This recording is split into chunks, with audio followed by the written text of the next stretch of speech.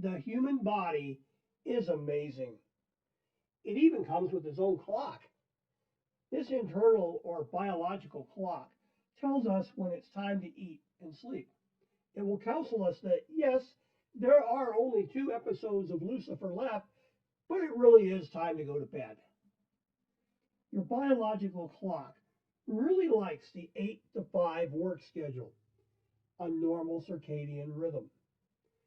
But not everyone is lucky enough to have that schedule, and that's where the trouble starts. Multiple studies have shown that our biological clocks are not happy when we disrupt their normal rhythm. Trying to sleep when it's light or work when it's dark is a little unnatural. Weight gain, health problems, increased alcohol use, and problems in socializing have all been linked to shift workers. If you've been a night shift worker, you may also recognize a decrease in alertness as a symptom of trying to change your biological clock. Of course, each person is different, but you can assume that it takes several days to adjust to a change in work-sleep patterns. That's why I'm always amazed at companies who are constantly changing people's schedules. This is especially prevalent in the retail world.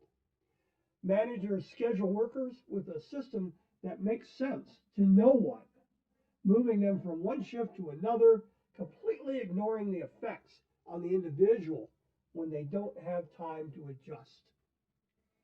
Then they wonder why they have higher accident rates. Now, shift work is necessary. The world doesn't just stop at 5 o'clock p.m.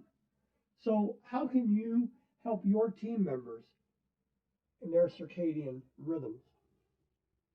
First, make long-term schedules. Don't make people constantly readjust their biological clocks. Second, when schedule changes are necessary, allow for time to adjust. Realize that their performance may suffer until they can adjust. Third, when possible, allow team members to select the shift they prefer. Some people are more comfortable working at night and don't seem to have the same problems that others do.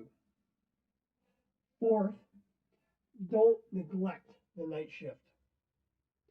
Frankly, some people like the night shift because there is less supervision.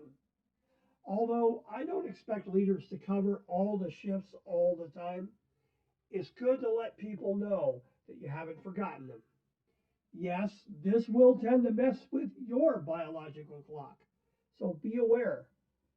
It's a sacrifice you will need to make.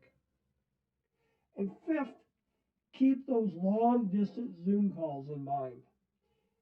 If you're a good leader, you will adjust the time of those calls to spread the inconvenience. If someone needs to be on a call late in the evening or early in the morning, give them a little recovery time.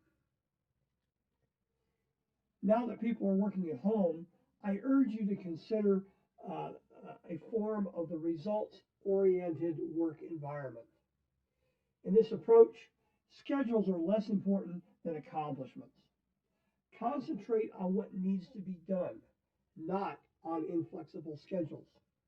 Also, don't expect your team members to always be available. Yes, they're at home anyway, and what else do they have to do? Well, they still need time to relax, to be with their families, and even finish binge watching Lucifer. Thank you for watching this video. If you'd like to see more, click on the subscribe button right here. I'm always loading new content.